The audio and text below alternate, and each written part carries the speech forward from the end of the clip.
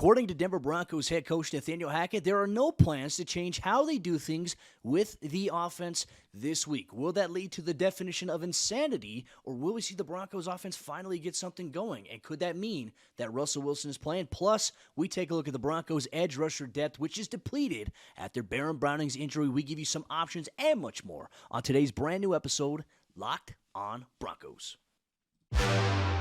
You are Locked on Broncos, your daily Denver Broncos podcast. Part of the Locked on Podcast Network. Your team every day.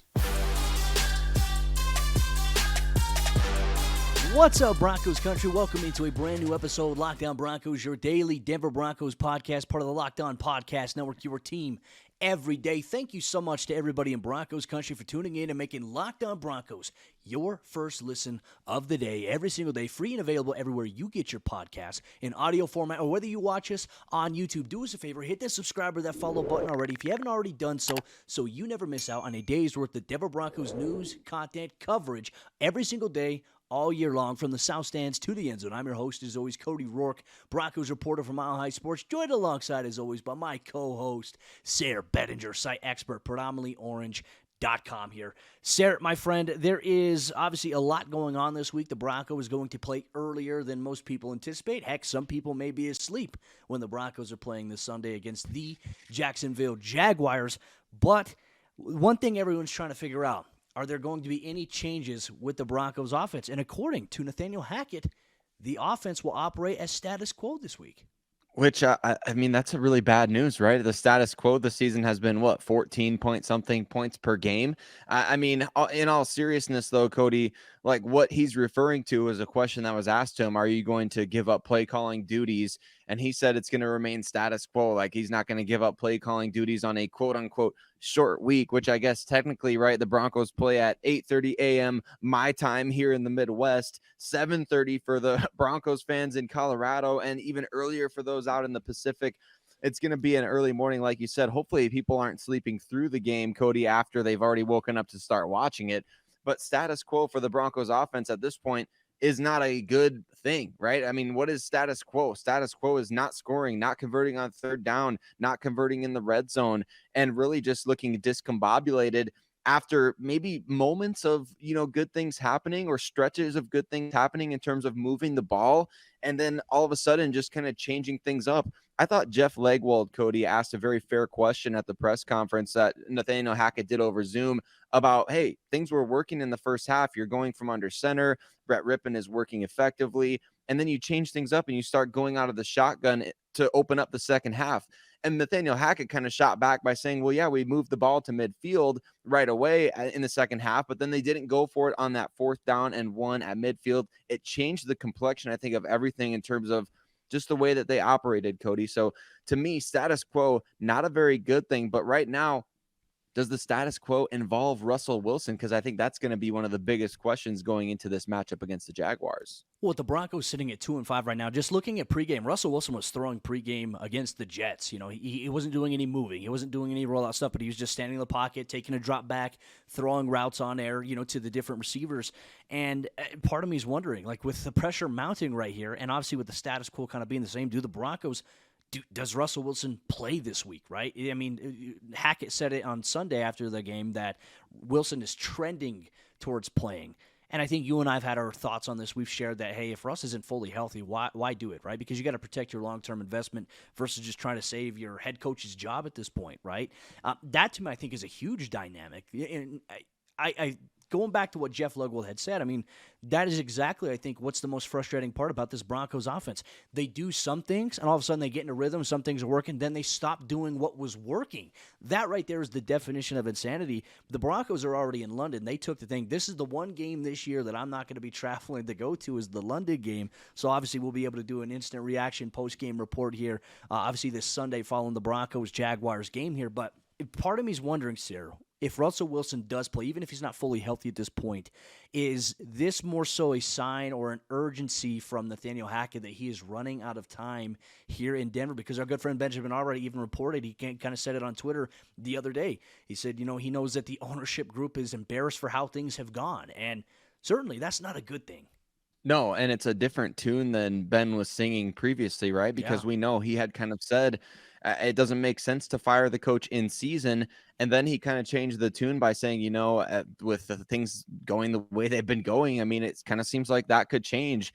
And then, of course, you have like betting sites. And then, of course, our friends at BetOnline, they have Nathaniel Hackett as the most likely head coach to be the first one fired here now that obviously Matt Rule has been fired. So the first up next, right? So I mean, it's one of those things where like all the tea leaves, and then you have like Mike Florio writing an article on Pro Football Talk about how the ownership group wasn't in place when Nathaniel Hackett was hired. And I mean, Cody, all of these different breadcrumbs seem to indicate to me we could have an unprecedented, at least in terms of Denver Broncos history, quick firing if things go south in London. If the Broncos don't win this game, which I mean, it's one game really, right? It's one game against the 2-5 Jaguars. Is that really going to save Nathaniel Hackett's job? I think the Broncos have to win this game in order for the future outlook for Hackett to be positive again, because at this point, it's possible, Cody, that he gets fired at the bye week. And I don't think it's not typical in NFL history. Yeah. I think that's only happened,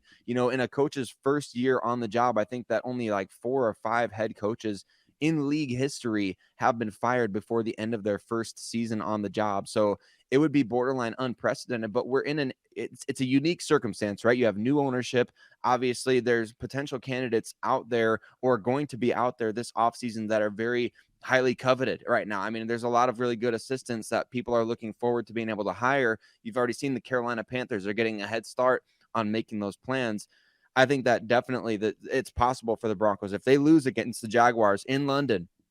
And that could be bad news for Nathaniel Hackett's future with the team. Now, Broncos country, let us know what you think down below in the YouTube comment section. If you're watching us on youtube.com/Locked On Broncos, we have a video podcast for you every day alongside an audio podcast on your favorite audio podcasting platforms. But coming up here in just a moment, the Broncos edge rusher depth is going to be tested with the latest injury to Baron Browning, who is expected to miss some time. Who can we expect to step up? We dive into that coming up here in just a moment. But before we do that, let me tell you about LinkedIn Jobs, the sponsor of today's episode, Locked On Broncos. And these days, every new potential hire can feel like a high-stakes wager for your small business. You want to be 100% certain that you have access to the best qualified candidates that are available, and that's why you have to check out LinkedIn Jobs. LinkedIn Jobs helps you find the right people for your team faster and for free. All you have to do is go to LinkedIn Jobs, and it's super easy to create a free job post in minutes. Then add your job and the purple hashtag hiring frame to your LinkedIn profile to spread the word that you're hiring. Simple tools like screening questions make it easy to focus on candidates with just the right skills and experience so that you can quickly prioritize who you'd like to interview and hire. Make sure you finish off your year strong with the right team member to help you do that. It's why small businesses rate LinkedIn Jobs #1 in delivering quality hires versus leading competitors. LinkedIn Jobs helps you find the qualified candidates that you want to talk to faster. Post your job for free at linkedin.com/LockedOnNFL. That's linkedin.com/LockedOnNFL to post your job for free. Terms and conditions apply. And our good friends over there at Bird Dogs, the most comfortable wear that I have, right? They have sweatpants, they have joggers, they have khakis, they have shorts, and Bird Dogs sent me over a pair of shorts and joggers as well. And I tell you what, Sayre, it is the most comfortable fabric that I own. And the thing that I really like about Bird Dogs, it doesn't ride up your waist. It gives you flexibility. It gives you comfort and breathing room as well. And hey, I tell you what, it's great to work out in. It's also great to sleep in. And it is the jack of all trades when it comes to comfortable clothing and athletic wear as well. Bird Dogs just launched sweatpants, and they are super comfortable, like that cute little Charmin bear rubbing up against your thighs, and you know that comfy little bear family. Bird Dog pants are also perfect if you like to golf. You may not play like Tiger on a bender, but you'll feel just as good. So go to birddogs.com, enter promo code Locked On, and they'll throw in a free Bird Dogs rope hat. That's birddogs.com, promo code Locked On, and boom, a free Bird Dogs rope hat with your pair of Bird Dogs. The most comfortable shorts, pants, and sweatpants with built-in liners. You will not take these things off. I promise you that. All right, Sayre, let's continue on today's episode. Lockdown Broncos, free and available everywhere you get your podcast in audio format, or whether you're watching on YouTube, Broncos Country. Thank you so much for making us your first listen of the day every single day. We appreciate you so much. Make sure you interact in the YouTube comment section as well. If you're watching on YouTube, like the video, comment for the algorithm, and much more. But, Sayre, I mean, just we talk about this Broncos team and all the issues that it has, and really, I think the major issue, and everybody in Broncos Country is in agreement with this, it's the offense. The other issue, man, injuries. Denver's just been dealt a bad hand when it comes to injuries, and I don't think there's any pinpointed reason. There's going to be people saying, oh, it's the strength and conditioning staff. To be honest with you, Sayre, as somebody with a physiology major in my degree, that's not the case. That's simply not the case. Denver, and just not only that, there's injuries that are up massively across the entire NFL. And now the Broncos, they've lost another player for several weeks, an impact player at the outside linebacker position in Baron Browning. Keep in mind, they're already down Randy Gregory, who's on short-term injured reserve with a knee injury. He had meniscus surgery, and he should be making his way back maybe in the next 3 to 4 weeks, hopefully. So fingers crossed on that standpoint. But his replacement, Baron Browning, will be out 3 weeks or 4 weeks potentially with a hip flexor. Just another loss for the Broncos here at the edge rusher position. It is, Cody, but I think the good news is, and we talked about this kind of all leading up to the season, the Broncos had a really good problem going into the year off the edge. It was like, how do you keep all these guys on the team? Well, they obviously traded Malik Reed to the Pittsburgh Steelers, but even with that trade, I feel like you and I were both in agreement. They still had more guys than pretty much every other NFL team on the roster. So that depth is being tested now, right? I mean, you've got Baron Browning going on the shelf for 3 weeks potentially. Randy Gregory, they may come back around the same time, like you mentioned, maybe optimistically after the bye, but I guess that's probably a little too soon. So we'll kind of see what happens there. But in the meantime, Cody, I think that we're going to see Jonathan Cooper in a starting role opposite Bradley Chubb. I know that he's been battling injuries himself this season, right? But I think to open the season, he was the first guy out there. Even I think before Baron Browning in rotation, I remember seeing him very clearly against the Seahawks. He made that play where he actually got in a little bit of trouble as well. So I think Jonathan Cooper is going to be the guy, and really that's great because the Broncos that can then continue to bring Nick Bonitto along at their pace. And we could see Nick Bonitto start. Don't get me, I don't know this for certain. I'm taking a guess here. And I just think educated based on what we've seen this season, but I think we're going to see a lot of Jonathan Cooper, a lot of Nick Bonitto in London, which once again, I mean, it's exciting, right? The Broncos have guys that are worth putting out there on the field and seeing their on-field development. And they're not really giving anything up in terms of tenacity, athleticism, that big-time speed off the edge to come in and affect the game. Really, what it comes down to is your depth is not quite there anymore. So Nick Bonitto, Jonathan Cooper, along with Bradley Chubb, that's the trio that the Broncos are going to be counting on in London. Oh, it makes things very interesting as well, right? Because we talked about it in yesterday's episode, Lockdown Broncos, all the trade rumors and those involving Bradley Chubb a little bit. And, I mean, at this point in time, it doesn't make sense for the Broncos to entertain anything. I think, what is it, November 1st is the trade deadline, if I'm not mistaken? That's right. So that means that, okay, hey, the Broncos, I mean, if George Paton were to get offers and were to trade away Bradley Chubb, I mean, Denver they'd be in dire straits. You'd have Nick Bonitto and Jonathan Cooper starting, and then you have Jonathan Kongbo. You'd only have 3 dudes at the edge rusher position, which I don't think George Paton is going to put his defense, which has been balling, which has been that good. I do not believe he will put them in that position. So I will be very intrigued to see what happens here. But then that goes to our other name, right? We also mentioned Aaron Patrick being out for the year with the torn ACL and just a freak injury against the Los Angeles Chargers. But now Jonathan Kongbo will probably be called up as well. And I imagine he'll probably get some rotation and run because not only that, like he's going to have to play a little bit of defense. He's also going to probably have to start on special teams as well because I feel for Dwayne Stukes, man. Dwayne Stukes is a guy that I absolutely love chatting with him. I love his press conferences, and I love just how he has his guys back. But, man, can we talk about a unit that's been more decimated this year? Like, Dwayne Stukes has lost guys to injury. Dwayne Stukes has lost guys who've had to be called up to start because of injury. He just simply has just had a revolving door. Him and Mike Mallory, special teams assistant, have just had all these dudes coming in and having to step into new roles. That is tough there, and I think that he's done a really good job with that. But, man, once again, the edge rusher depth is just I wanted to ask you this because I've seen some questions, and we've gotten some comments on Twitter. We've gotten some comments on YouTube. I keep seeing people say, Bradley Chubb's always hurt. Can we live in the present Out of everybody, like all the injuries that have happened to the Broncos this year, Bradley Chubb has not been injured. Everyone's so fixated on living with like, okay, well, last year he was injured, the year before he was injured, he was injured. That's not the reality of the situation right now. He's healthy right now. I think that's the only thing that matters. Why do we get so caught up in past narratives about players? Well, I think we're seeing that with Bradley Chubb, with Jerry Jeudy, with a lot of other guys on the team that people are blaming their past mistakes or their past history and kind of just associating that with that's how things are going to be into the future. So it's really tough, Cody, because yeah, Bradley Chubb, he can't win with Broncos fans, can he? I mean, if it's not, the Broncos didn't draft Josh Allen, they took Bradley Chubb, he's a bust, all these different things. Well, now he's one of the only healthy players on the team playing at a very high level, and now everyone's blaming him for the injury. I mean, I don't know what could he do to really win over Broncos fans. I guess if the team were winning, maybe it would be different, and that's unfortunately not the case. But certainly the Bradley Chubb situation is going to be an interesting one in terms of just the things that you mentioned. Right now, are the Broncos healthy enough to entertain any trade offers for him? Because we've seen, like, I know Adam Schefter, Charles Robinson, they both threw out some very specific trade details of a second and third round pick. So it makes you wonder, is that offer on the table for Bradley Chubb? And if so, are the Broncos kind of just waiting to see what happens in this game? It's really fascinating to me because you're putting yourself in a position, like you said, Cody, to weaken the only part of your team that has been great this year. And it would come at the expense of one of your best players. So it's a tough position for George Paton to be in right now, man. It really is. But I just think in terms of Bradley Chubb specifically, man, what does the guy got to do to win over the fan base? I guess, like I said, the team winning would help. That winning cures everything, right? So if the team wins this weekend, maybe they hold on to Bradley Chubb. Maybe they don't trade him. Maybe they keep him. Maybe fans start to get on board.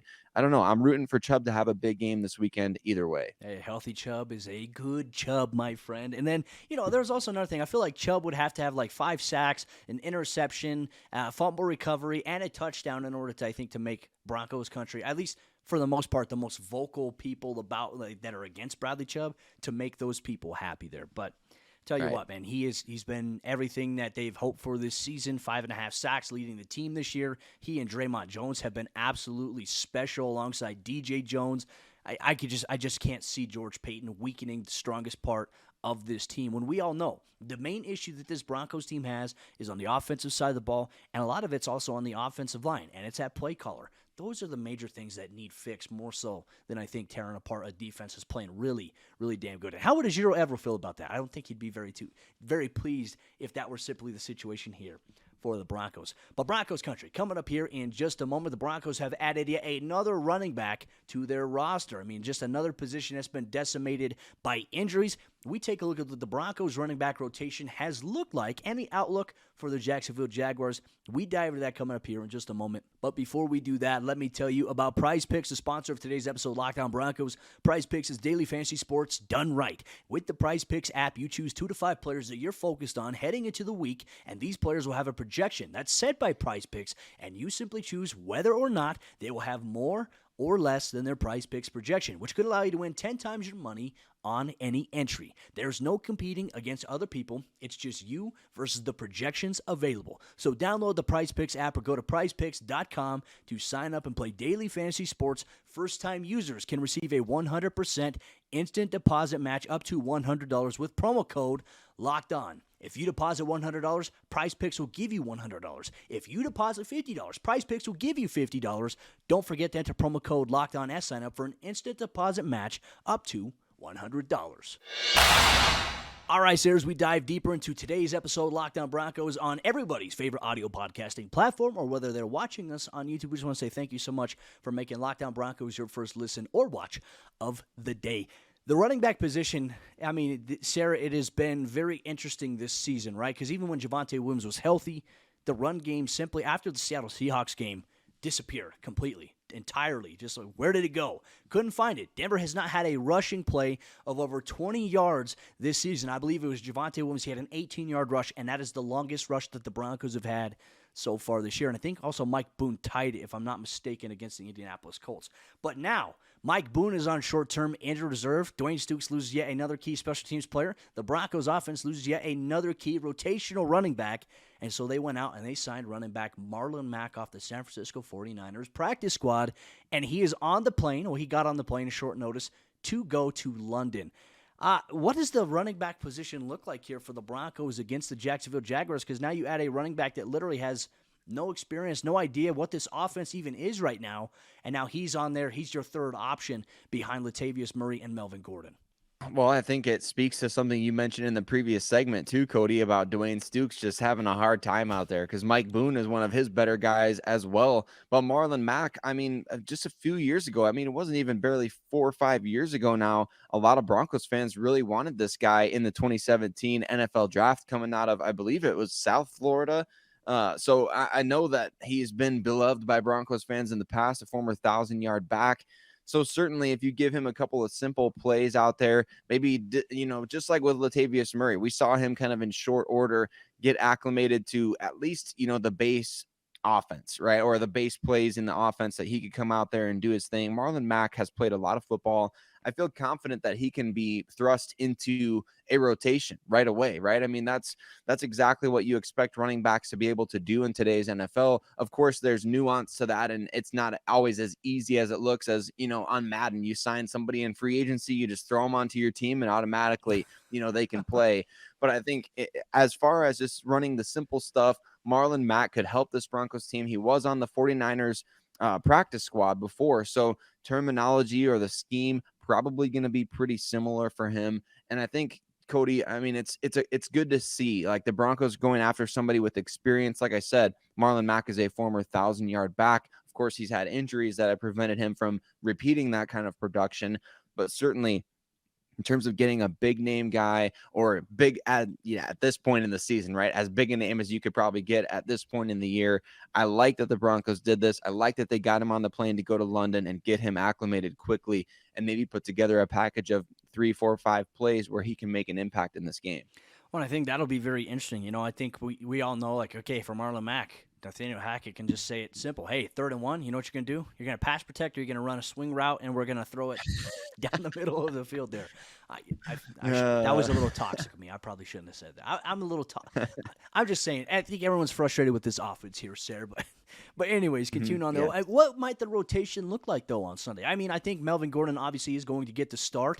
We saw Latavius Murray getting some run as well. And, against the New York Jets, for the most part, they were fairly even. But, it's hard to really pinpoint what's working, what's not working, because, once again, Denver abandoned the run at a certain point of the game. Right. That's going to be the tough thing to watch here because I think it is going to be primarily Melvin Gordon and Latavius Murray. But based on the last game, I mean, if the Broncos are going with the hot hand, who do you really pick, right? I don't know that there was a hot hand against the Jets. It was kind of just we're utilizing the run to set up the pass. It wasn't even the run is going to be our weapon on, short yardage situations. The Broncos were simply running to set up the pass. That was it. And I think when you can tell that from a rotation or from your, play calling tendencies or things like that, that's not good, in my opinion, for an offensive coordinator to be utilizing the run in that way. The had, been winning a lot in the line of scrimmage in that game. I mean, those quarterback sneaks, different things. I mean, the offensive line, I thought, they haven't got much recognition because the Broncos lost the game and everybody wants to talk about that. But the offensive line actually did pretty good. Like, we were so afraid of Quinnen Williams going into that game. We didn't really hear much about him up until that point where Brett Rippon threw the interception. So it was a good game, in my opinion, from the offensive line. The Broncos did not utilize the run effectively in this game. So the rotation against the Jaguars will be interesting to see. Incidentally, the Jaguars also, their rotation will be fascinating to watch because they traded James Robinson to the Jets after the Breece Hall injury. And my mind is going, Cody, why did the Broncos not try to make this kind of move? Maybe the Jaguars didn't want to trade with an upcoming opponent or something like that. But after the Javonte Williams injury, I mean, it only cost the Jets a 6th-round pick to go get James Robinson, who's run really well. So very interesting to see these different kinds of things developing and how different teams approach things. But in terms of the Broncos rotation, healthy dose of Latavius Murray and Melvin Gordon probably on the way. Well, Broncos country, let us know what you think of the Broncos running back rotation. What do you expect out of Marlon Mack, who's been added after Mike Boone's injury? The Broncos take on a tough defense led by Travon Walker and just the multitude of dudes that they have on that defensive line, and also some really dang good linebackers there. And we'll get a little bit of a preview of the Broncos Jaguars Sunday game in London with Tony Wiggins, host of the Locked On Jaguars podcast, for a crossover Thursday. That's what you can expect on tomorrow's brand new episode, Locked On Broncos. We'll see you then.